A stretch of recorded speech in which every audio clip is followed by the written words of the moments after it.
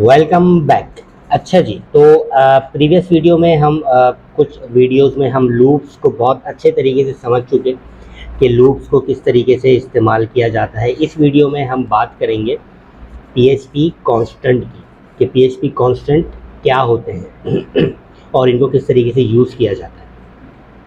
PHP constant और variables में क्या डिफरेंस है इसका भी कंपैरिजन करेंगे, और कांस्टेंट और फंक्शन में क्या डिफरेंट है इसको भी कंपेयर करके समझने की कोशिश करेंगे।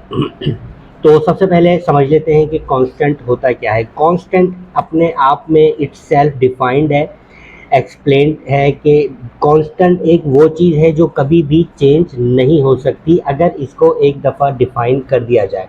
और ये लिखा भी इसी तरीके से जाता है, इसका जो code of block of code होता है वो भी इसी तरीके से होता है कि अगर हम इसको डिफाइन कर देते हैं तो अब ये कांस्टेंट चेंज नहीं हो सकता, ऑल्दो इसकी वैल्यू चेंज हो सकती है जब भी आप चाहें।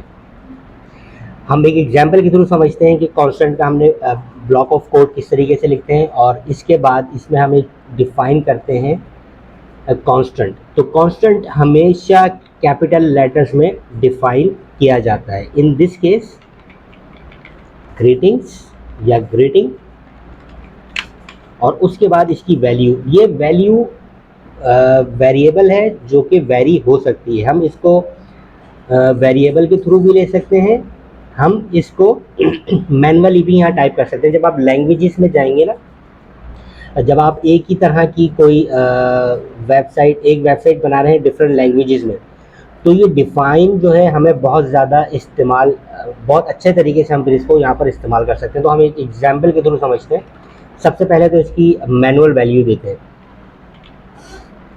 हम किसी यूज़र को ग्रीट करना चाह रहे हैं तो हम उसको लिखेंगे welcome back to my dashboard या वेलकम बैक टू डैशबोर्ड।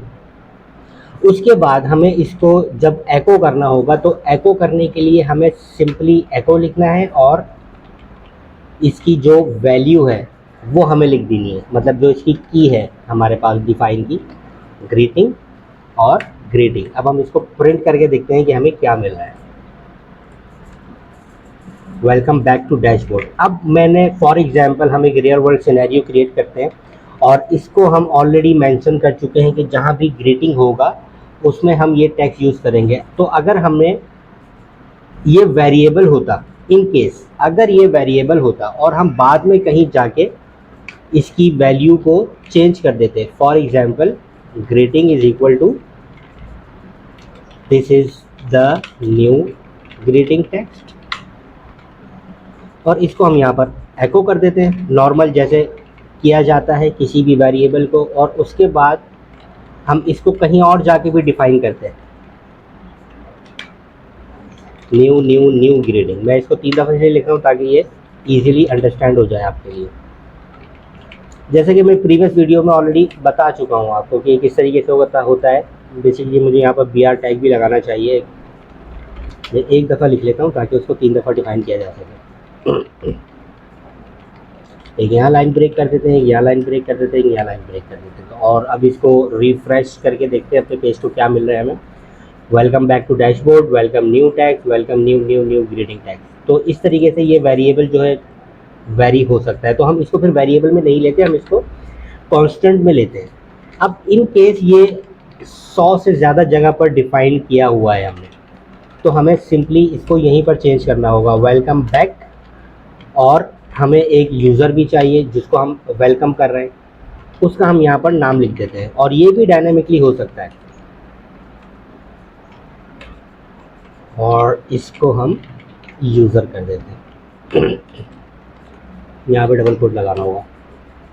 तो अब मुझे यहाँ पर क्या मिलने वाला है, वेलकम बैक शाहरुख। अक्सर आपने डैशबोर्ड्स वगैरह में देखा होगा, जब भी आप लॉगिन होते हैं तो आपको इस तरीके से एक वेलकम टैग दिखता है, तो वो इसी तरीके से दिखाया जाता है आपको। मे बी कि वो फंक्शन की तरफ से आ रहा हो। अब यहाँ पर हम सिर्फ ग्रीटिंग को ही यूज़ कर सकते हैं, लेकिन अगर हमें इस ग्रीटिंग को भी चेंज करना हो टाइम टू टाइम, तो हम इसको फर्दर किस तरीके से इस्तेमाल कर सकते हैं। तो नेक्स्ट वीडियो में हम फंक्शंस बनाएंगे एक फंक्शन बनाएंगे और उस फंक्शन को पहले स्टैटिक यूज़ करेंगे और फिर डायनामिक यूज़ करेंगे, तो आपका जो कॉन्सेप्ट है बिटवीन कांस्टेंट और फंक्शन वो क्लियर हो जाएगा।